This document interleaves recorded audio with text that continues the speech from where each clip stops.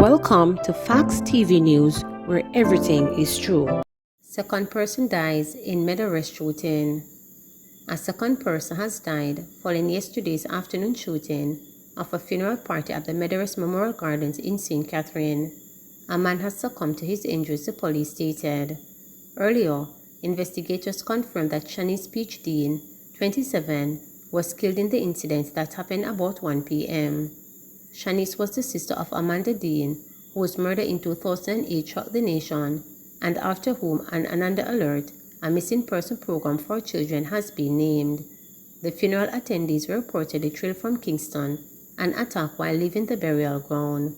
Eyewitnesses say multiple rounds were discharged by gunmen in the direction of the attendees.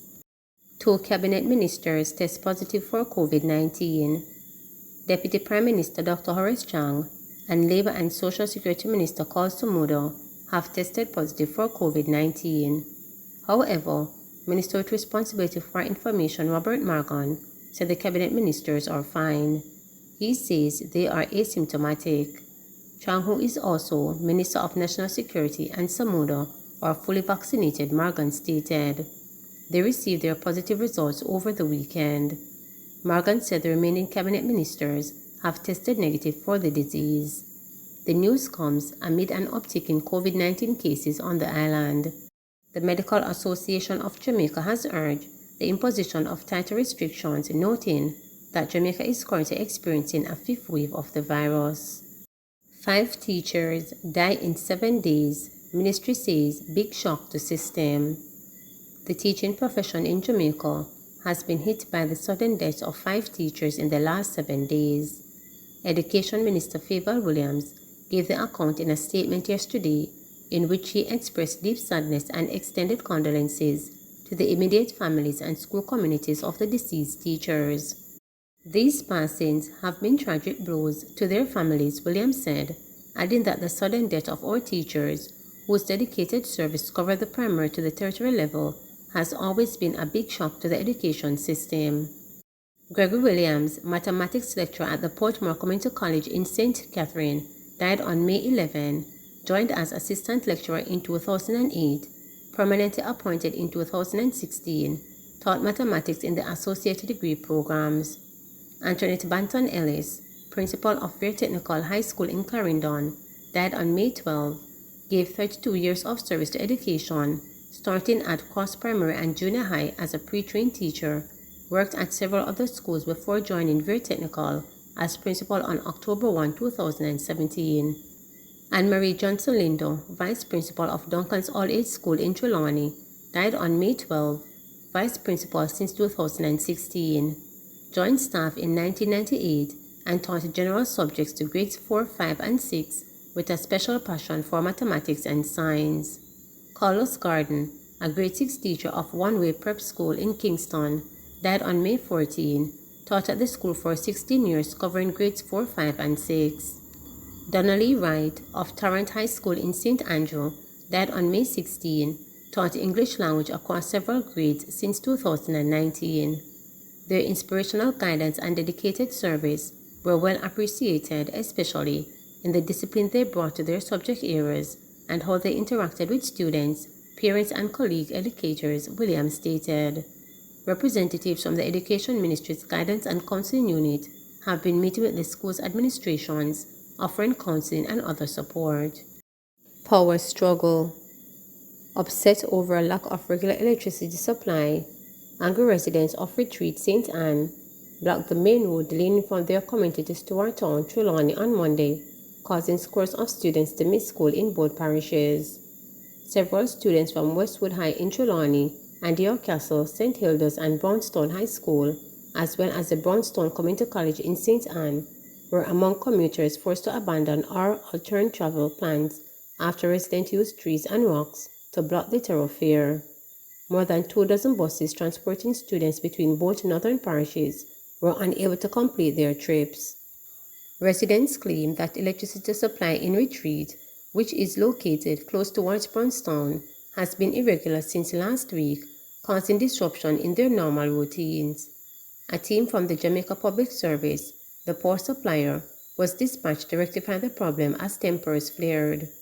Deputy Superintendent of Police Christopher Bowen, who also lives in Retreat, said that in addition to the inconvenience caused by the frequent power cuts since last week, residents were fearful that the outage could damage their appliances or otherwise endanger their properties. Bowen, who works in Trelawney, was himself prevented from reaching the parish as a result of the disruption. I was caught up in the roadblock, wanting to go down to Stewarttown to retrieve a vehicle, and I couldn't make it at all, he confirmed. I came out like after 5 a.m., and the road leading towards Stewarttown from Retreat, where I live, was blocked. When I inquired, I saw two guys. They said the blockage was worse further along. The truth is, we've been suffering in this area, and every minute the JPS come, it's like a band-aid put on a major sore. So residents said enough is enough, added Bowen. Retreat is a community where Kaiser Bauxite resettled residents decade ago to carry out mining activities in their former settlement. At the time, there was a one transformer serving about 10 households. The residents said that despite the community expanding to more than 70 households, there has been no upgrade to the power supply to meet the demand to accommodate additional customers. After the JPS team responded, vehicular access was restored to the roadway. Chang shoots down opposition suggestion that JCF treated as poor cousin. National Security Minister Dr. Horace Chang has shut down a suggestion by opposition spokesman on security Peter Bunting that the Jamaica Constabulary Force JCF is being treated as a poor cousin in allocation from the Ministry of Security, while the Jamaica Defence Force is given the lion's share. The police is not a second cousin of the Ministry of Security. It is a primary responsibility of the ministry. We only provide administrative services to the Ministry of Defense, Dr. Chang argued. And there is no intention to merge the JCF into the JDF at any time. And there is no intention to diminish the role of the police force in relation to territorial loss efforts, vice versa the Jamaica Defence Force. With the level of violence in the country, we have had to put out the JDF on the street much more than is normal. He was virtually addressing the 79th Jamaica Police Federation Conference, now underway at the Ocean Coral Spring Resort in Trelawney. Speaking ahead of Dr. Chang, Bunting accused the Ministry of Security of treating the JCF as a poor cousin in their allocations. A budget is not just an accounting exercise. A budget is a statement of priorities, and that is whether it is a corporate level or at the governmental level or within any organization, and in ministry, department, or agency, Bunting argued. A budget is a statement of priorities, and when you examine the budget of the Ministry of National Security over the last 7 years, what you see is that the JCF has been treated as the poor cousin of the Ministry of the National Security. New AG will speak truth to power.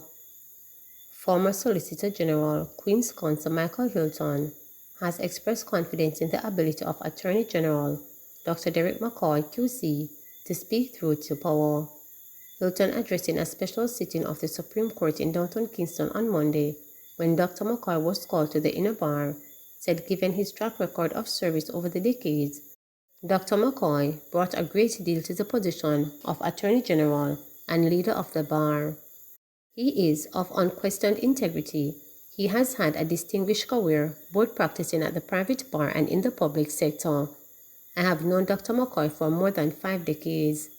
I have known him from a time when we both wore large afros and bell-bottom pants, and I know that he has another attribute that is very important to the position that he now holds, and that is that he is not afraid to speak truth to power, Hilton said.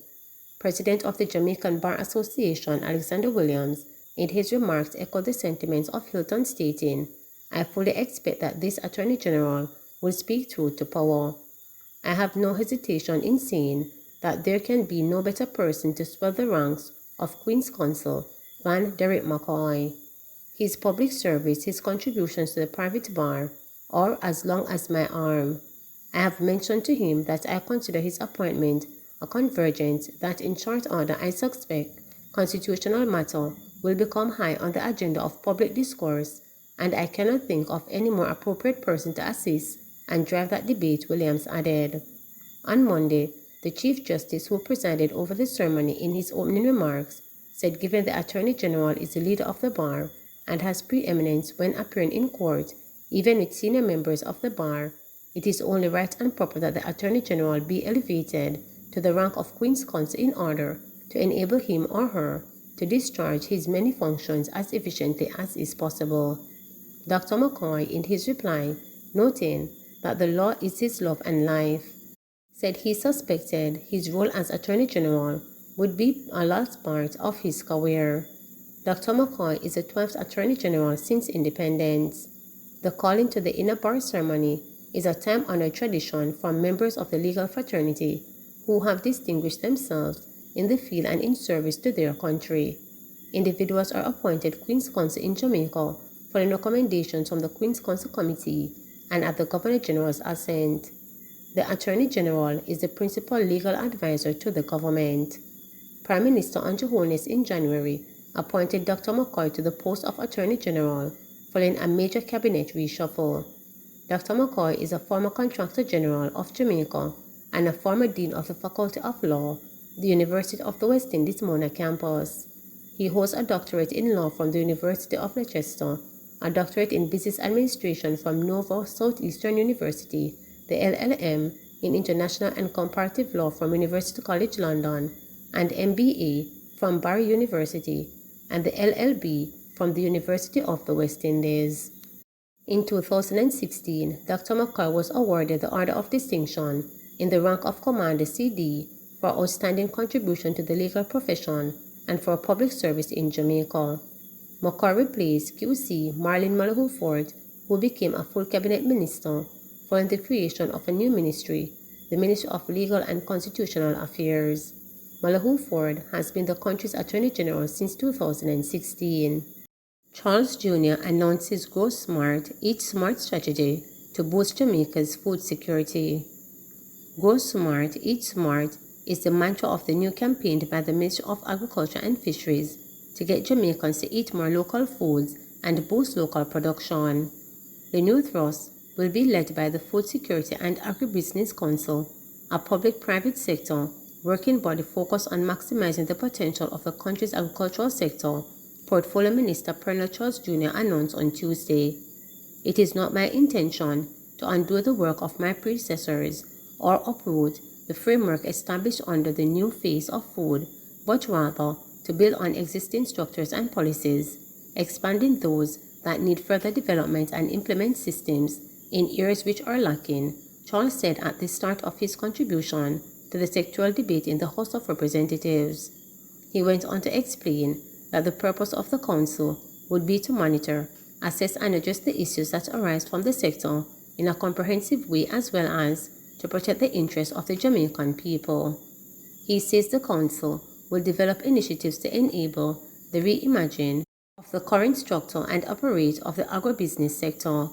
Focus will also be placed on improving agricultural climate resilience through modernization, financial planning, including resource allocation in the areas of technology, strengthen infrastructure, innovation, improve governance, and effective policy making. We will be deploying all resources at our disposal and mobilizing this dormant resource to contribute to the bolstering of the sector as an undervalued gem in our arena in the fight to secure food security, Charles said. Charles, who was appointed to the portfolio in January, said Jamaica's food security needs to be enhanced, especially taking into consideration the rising prices linked to the COVID-19 pandemic. Please remember to subscribe, like, share, and click the notification bell for daily updates.